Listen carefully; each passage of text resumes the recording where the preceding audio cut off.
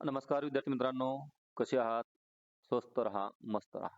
शैक्षणिक स्वराज यूट्यूब चॅनलवर आपले खूप खूप स्वागत आहे. आज आपण अभ्यासणार आहोत इयत्ता 6वी नवीन अभ्यासक्रम, विषय मराठी आणि पाठ आहे चांदोबास पत्र. यामध्ये स्वाध्याय प्रश्न उत्तरे आणि खेळूया शब्दाशी या घटकांचे आपण संपूर्ण मार्गदर्शन घेणार आहोत. आम्हास हे समजले या घटकातील प्रश्न पहिला आहे, कोण ते लिहा. एक आनंदाने डोलू लागणारी. उत्तर रानेवणे. पत्रात उल्लेख असलेले अंतराळवीर. उत्तर नील आर्मस्ट्रॉंग आणि एडविन ऑल्ड्रिन. चंद्रावर जाण्यासाठी वाहन. उत्तर अपोलो नावाचे यान. आणि पत्र लिहिणारी कोण? तर वंदना. आकृती पूर्ण करा. अपोलो यानातून चंद्रावर गेलेले एक नील आर्मस्ट्रॉंग आणि दुसरा एडविन ऑल्ड्रिन. 2 ते 3 वाक्यात उत्तरे लिहा.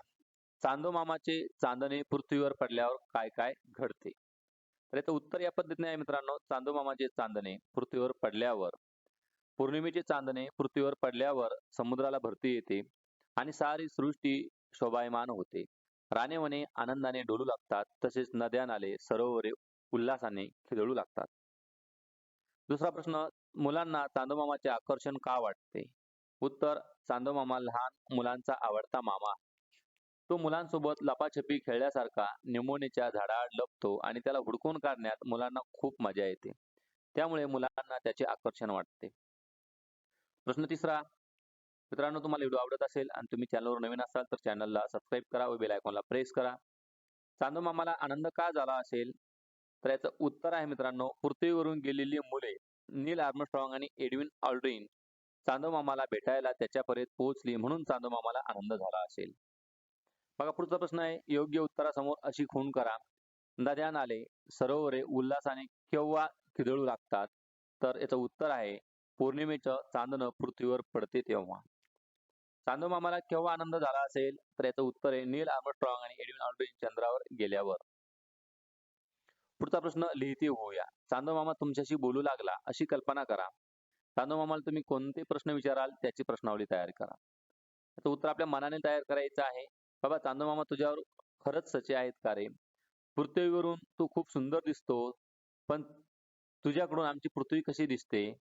तुला एकट्याला आकाशात भीती नाही का वाटत? असे वेगवेगळे प्रश्न तुम्ही तुमच्या मनाचे प्रश्न सुद्धा या ठिकाणी समाविष्ट करू शकता. पुढचा प्रश्न आहे, पुढे दिलेल्या वाक्प्रचारांचा अर्थ सांगून वाक्यात उपयोग करा व लिहा. पहिलं वाक्य शोभायमान होणे.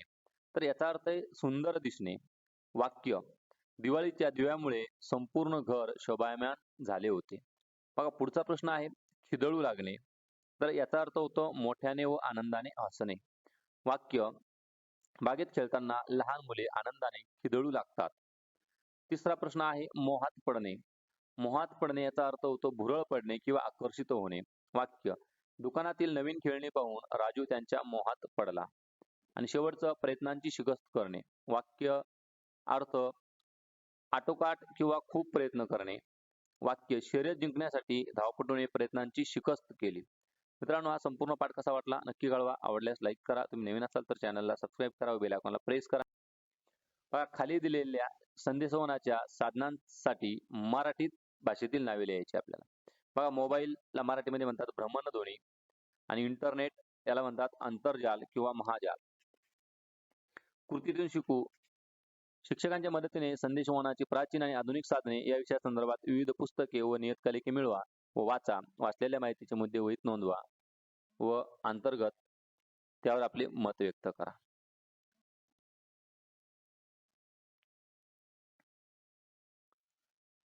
शोध घेऊया.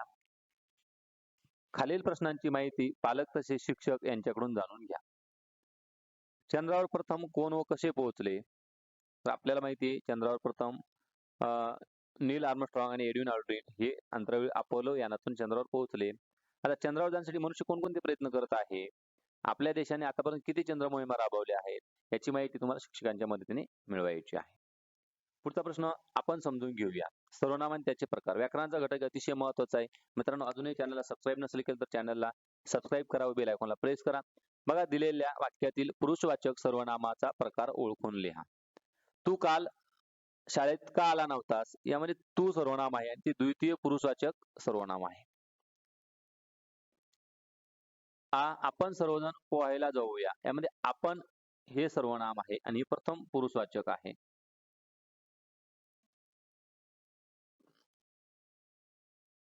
त्यानंतर आम्ही प्रथम पुरुषवाचक सर्वनाम आहे. मी मुंबईला जाणार आहे. मी म्हणजे स्वतः हे सुद्धा प्रथम पुरुषवाचक सर्वनाम या ठिकाणी आलेलं आहे. पुढचा प्रश्न बघा. सर्वनाम आणि त्याचे प्रकार आहे. दिलेल्या वाक्यातील पुरुषवाचक सर्वनाम ओळखा. आपण आहे. आता पुढचा प्रश्न घेऊ आपण.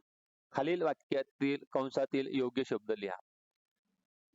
टिंब माझे पुस्तक आहे. आपण म्हणू या ठिकाणी हे माझे पुस्तक आहे. रिकामी जागा टेबलावर पेन आहे. याचं उत्तर आहे त्या टेबलावर पेन आहे. त्यानंतर रिकामी जागा दप्तर संजयचे आहे. तर याचं उत्तर आहे ते दप्तर संजयचे आहे. रिकामी जागा बेभान होऊन नाचू लागला. मग इथं कोणतं सर्वनाम येईल? तर तो बेभान होऊन नाचू लागला. अशा पद्धतीने आपल्या ठिकाणी सर्वनाम फिलअप करायचे आहेत. पुढचा आहे संबंधी सर्वनाम. पुढील वाक्य वाचा. जो सराव करेल तो उत्तम यश मिळेल.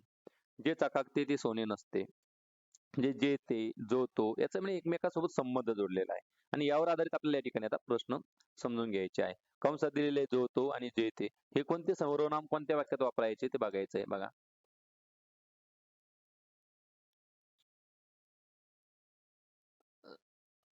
जे दानशूर असतात ते गरिबांना मदत करतात. आपण इथं जो दानशूर असतं तर आपण जो घेतला असता. या ठिकाणी जे दिलेलं आहे म्हणजे जे दानशूर असतात ते गरिबांना मदत करतात.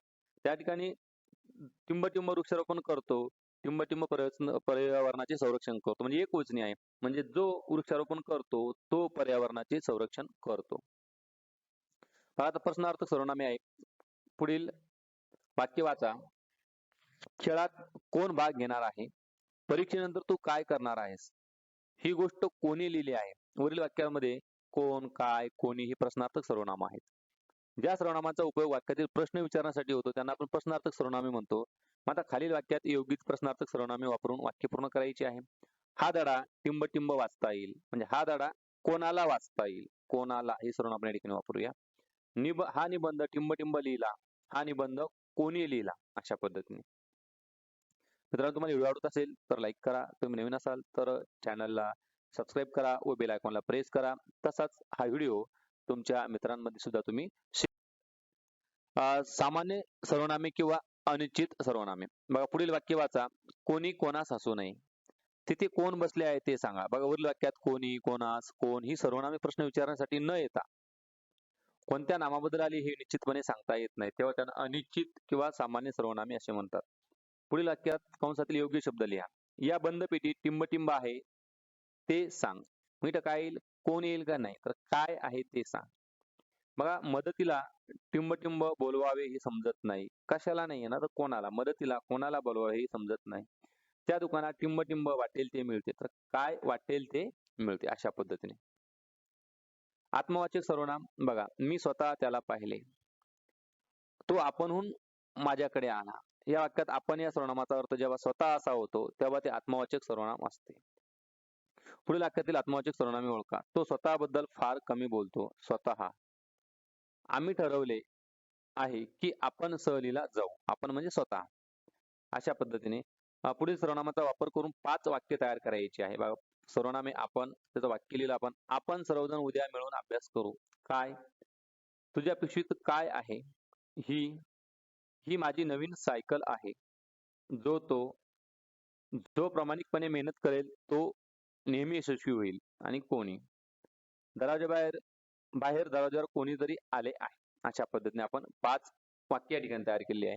मित्रांनो, तुम्हाला संपूर्ण व्हिडिओ कसा वाटला नक्की कळवा. पूर्ण व्हिडिओ पाहिल्याबद्दल thank you. Don't forget to subscribe. आपण पुन्हा भेटूया पुढील व्हिडिओमध्ये. थँक्यू.